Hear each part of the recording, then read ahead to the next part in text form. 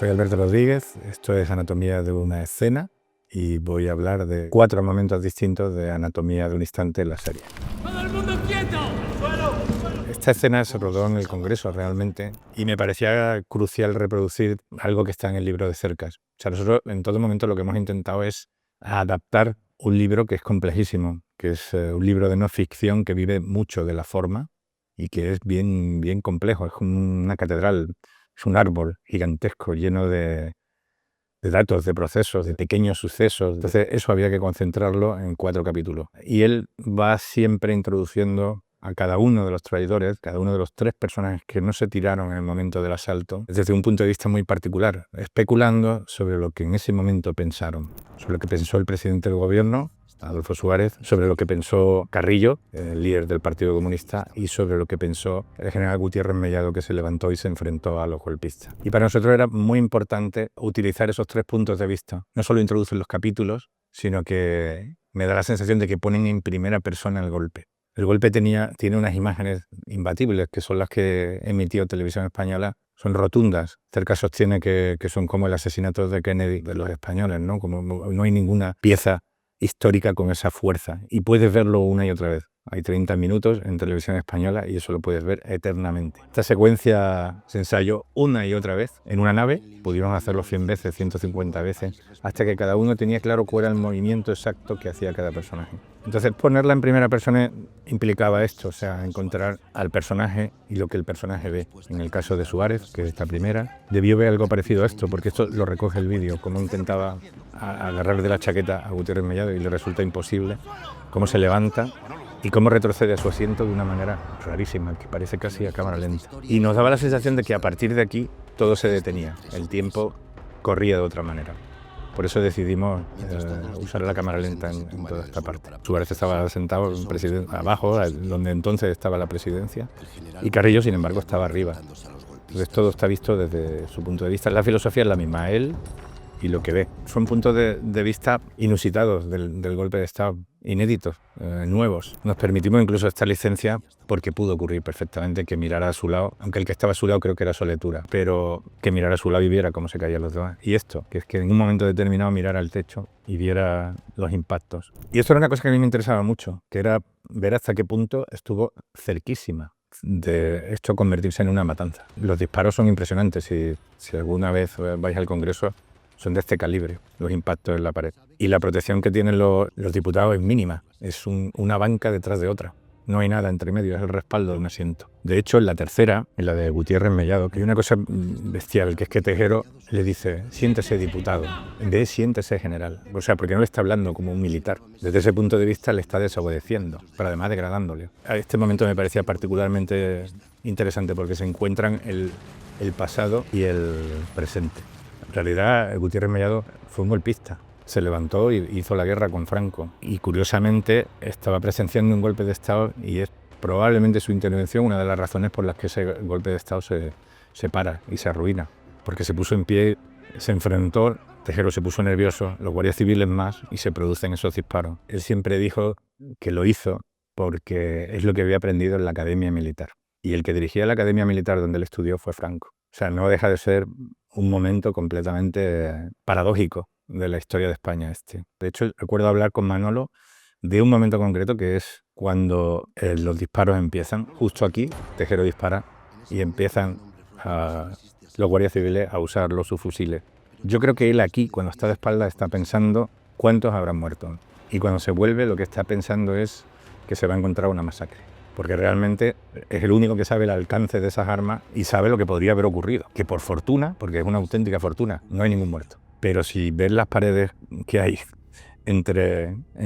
al fondo de los escaños, los agujeros de balas son enormes. Vamos, me parece que estos 3 puntos de vista eran fundamentales para enlazar la tesis fundamental, que es la de los 3 traidores. Esos 3 personajes tan poliédricos, tan sumamente ricos, que en un momento determinado traicionan sus ideas, traicionan a los suyos, traicionan el presente y el pasado para conseguir un futuro distinto. Todo esto está rodado en el Congreso realmente. Tuvimos la fortuna de poder rodar allí, nos dieron 3 días de permiso. Hubo un día que teníamos 3 unidades rodando a la vez, con lo cual una estaba en el hemiciclo, una en el pasillo y una en el patio, había que ir saltando de una a otra. Afortunadamente estaba Paco Baños, el otro director, que me estaba ayudando, y entre los dos nos fuimos coordinando. Teníamos además un mandato del Congreso que era que si se producía un pleno de emergencia o de urgencia, nosotros teníamos que desalojar el Congreso en 3 horas. Era así. El Congreso, en realidad, el primer gran problema es que no se parece en nada al Congreso del año 81. Entonces todas esas bancadas hubo que atrezarlas y sacar las sillas, que ya no son así, son sillas con ruedas. Entonces cada vez que movíamos algo, era como tengamos que salir en 3 horas, nos va a costar mucho trabajo. Pero estaba todo calculado, ¿eh? Había un auténtico batallón allí por si eso ocurría. Fue un rodaje muy complicado, muy placentero, pero muy complicado. Entre otras cosas porque los actores no habían podido ensayar nada hasta... El rodaje empezó en marzo y esto se rodó en enero, porque es el mes que no hay pleno. Por fin. Tenía muchas ganas de conocerle. Casi 2 años evitando el encuentro.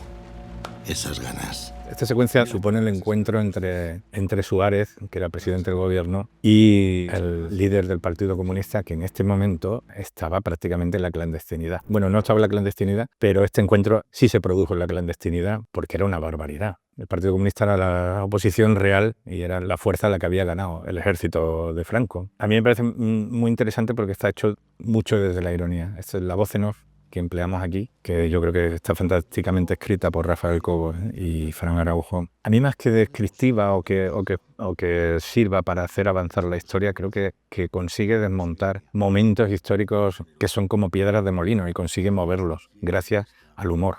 Y de paso, otra cosa que me parece importante, que es humanizar a estos dos personajes. En cierto modo es desmontar la estatua del personaje histórico y convertirlo en un ser humano. Este momento es muy contradictorio, porque en este encuentro se estaban viendo 2 líderes, también se estaban viendo 2 seres humanos, que particularmente eran muy especiales, muy personalistas, y casi es de mis favoritos en la serie, precisamente por esto. Este es el preámbulo, la reunión creo que duró 6 horas, y luego está esta secuencia que discutimos muchísimo, porque a priori, aquí en el guión, eran 6-7 páginas de texto. Yo como director tengo siempre problemas para tener a los actores así, sentados y hablando, simplemente. Pero esto era un capítulo sobre la palabra, sobre cómo nos ponemos de acuerdo y cómo se hace la política de verdad, y se hace así, con la palabra. Y son 2 personas hablando después de todo. Me parece que era todo tan rico, lo que se estaban contando, lo que estaban diciendo, el guión estaba tan bien escrito, que recuerdo en los ensayos con Eduard y con Álvaro intentar, ahora aquí te pones de pie y fumas y luego te sientas. No funcionaba. Ahora que se ponga de pie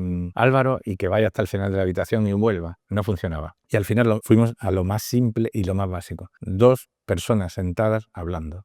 Punto. Solo hay un momento en el que se levanta uno de los 2 porque se le acaban los cigarrillos. Y se acabó. Y el tabaco es muy importante en esta secuencia porque están compartiendo al final cosas. Es una secuencia sobre 2 personas que se están aproximando. Había que resumir 6 horas de reunión en estos 6 minutos. Y yo creo que la opción que tomamos al final, que es la simplicidad más absoluta, es la que mejor funciona. Particularmente me gusta un momento en el que de pronto saltan de hablar de la política a hablar de algo personal. Y ahí es donde se encuentran, cuando los 2 empiezan a hablar de sus padres. Y creo que ahí es donde se encuentran. Mi padre era republicano, no sé si lo sabía. Supongo que por eso me hice yo de la Falange. Nos abandonó. Más o menos. Conseguí traerlo de vuelta una vez. La siguiente ya no pude. Así que me rendí. Mi padre era un traidor. Y luego hay otra cosa, de esas que me parece que están en el libro de cerca, esa especie de diamante infinito que son los 2 personajes. No sabes si ellos tienen conciencia de estar viviéndolo o simplemente lo están haciendo por una razón personal. Hay un momento en el que Suárez le dice directamente: don Santiago, usted y yo somos los únicos políticos de verdad en este país. Como teniendo una conciencia perfecta de la importancia del momento histórico. Esta secuencia yo creo que resume un poco lo que debe ser o es la política, que es un momento en el que 2 fuerzas opuestas se sientan a hablar y tienen que renunciar a algo para conseguir otra cosa. El capítulo 2, cuando acabé de leerlo, llamé a Eduard Fernández por teléfono y le dije: te voy a mandar una cosa por si la quieres hacer, porque me parece que eres perfecto para hacerla. Y me llamó 2 días después y me dijo: estoy encantado de ayudarte a contar esto. Me dijo, literalmente. Y Álvaro creo que es de las últimas opciones que me hubiera pasado por la cabeza. Pero fue una propuesta de Eva Leira y Yolanda Serrano, que son 2 directores de casting con las que llevo trabajando muchos años, así que, aunque me pudiera sonar a disparate, decidimos hacer una prueba. Ellas fueron a Inglaterra, porque entonces estaba trabajando en Londres, y trajeron una prueba hecha y Álvaro tenía muchas cosas de serie maravillosas. La elegancia, el porte, el saber estar, mucha credibilidad. De su generación es el actor más presidenciable. No se me ocurre otro Suárez ahora, pero sí es cierto que en el viaje hubo mucha incertidumbre. Y la transformación, nunca apuntamos a la tarea de hacer un Suárez que tuviera un parecido prácticamente mimético, porque eso era imposible. Hablamos mucho de una película que se llama Nixon contra Frost. En esa película Nixon es Frank Langella. No se parece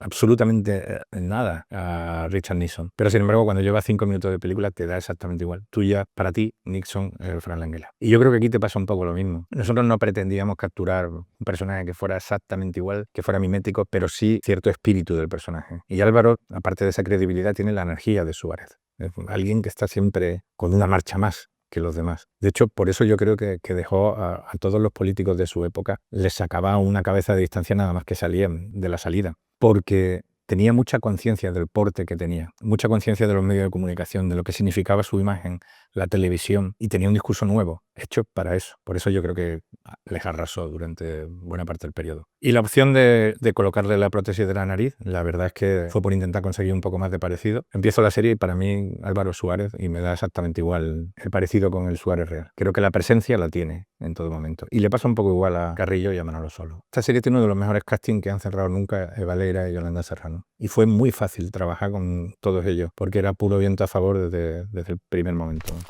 En poco más de un año, Suárez ganó las elecciones generales, firmó los pactos de la Moncloa, consiguió aprobar la Constitución de 1978 y ganó unas segundas elecciones cuando todos daban por vencedor al Partido Socialista.